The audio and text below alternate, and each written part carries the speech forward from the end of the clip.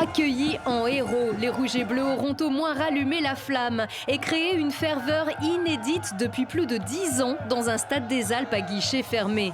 Héroïque car exemplaire et opiniâtre, les Grenoblois qui ont escaladé le classement n'ont plus qu'une marche devant eux.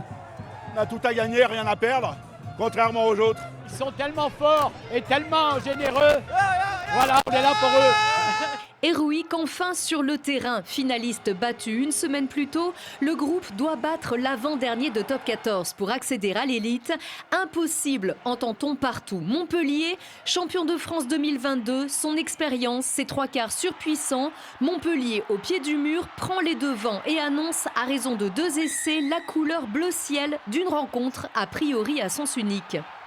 C'était un peu des monstres, hein. Mais après tout, franchement, si on défend bien, ça reste des hommes comme nous. Mais c'est sûr que physiquement, ils ont une carrure qui domine sur le terrain.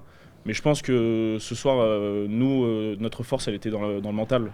Le mental assez solide pour revenir intelligemment et faire douter Montpellier, les pousser à la faute, brouiller leur plan. Un essai en force mais sans s'affoler, puis un autre, tout en vitesse, sans précipitation. Et voilà le FCG en tête à la mi-temps.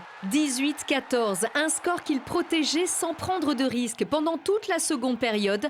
Presque toutes. Dans les 5 dernières minutes, 2 fautes suffisaient pour que Louis Carbonel qualifie son équipe, tel un hold-up par un groupe qui n'aura jamais dominé.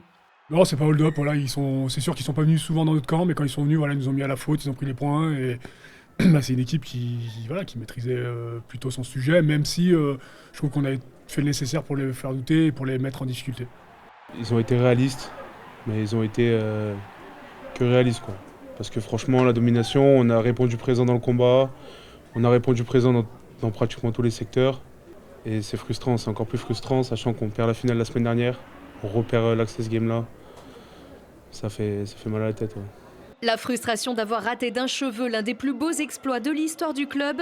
Ceux qui y étaient reviendront pourvu de garder l'élan malgré les départs.